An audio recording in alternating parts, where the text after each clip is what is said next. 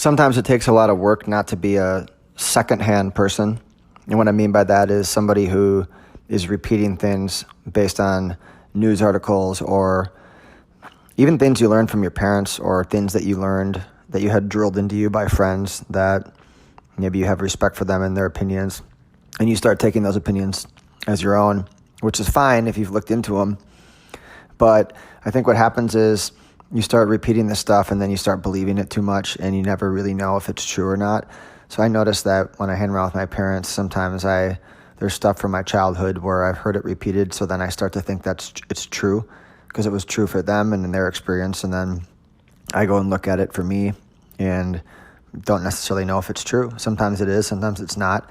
They could be different beliefs about, how you move through the world or the way certain things work.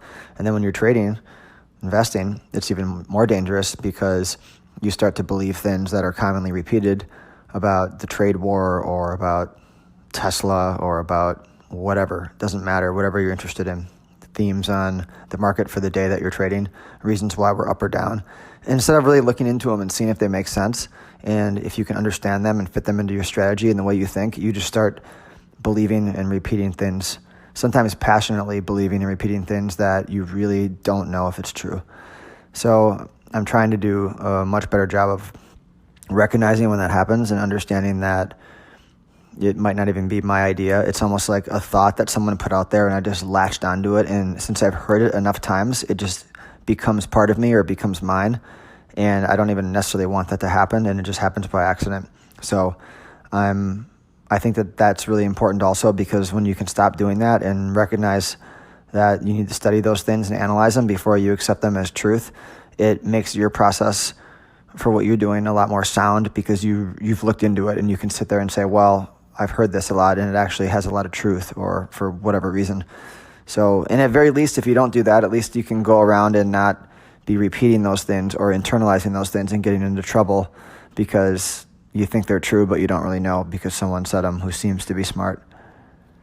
To add a little bit more to this, you can think about, as you come up with stuff, you can think about if it's true to you at a deep level, almost a feeling or a knowing. Like an example of that in trading or investing would be when you know through your personality and your tendencies that if something goes against you a certain point and you planned on buying more, you can't do it if you have too many on.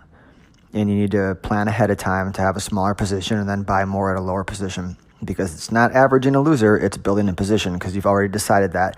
If you know you can't do that in the beginning, then you can't even think about doing it in real time. So you can make a better decision in the beginning because it's not going to work in real time. You can already see that because you know how you are.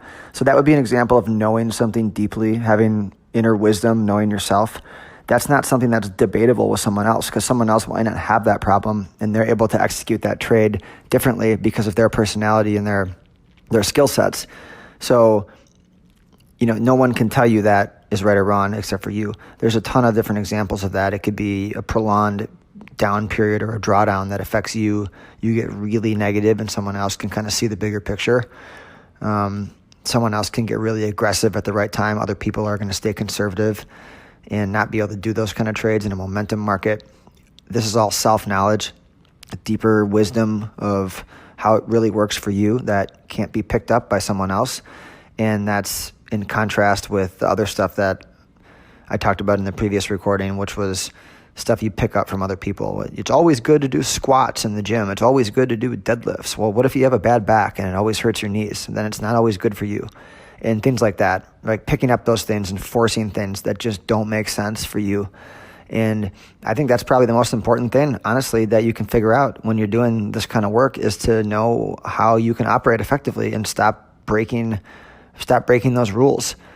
Or if you don't know, then you're still learning to understand yourself. But at some point you figure out that it's better to just go with the way it works for you. And then as you grow your skills, you can make little changes to that. But you can't be somebody else. You can't, maybe the most optimal thing to do rationally just won't work for you because that's not how you're wired. And that's totally fine.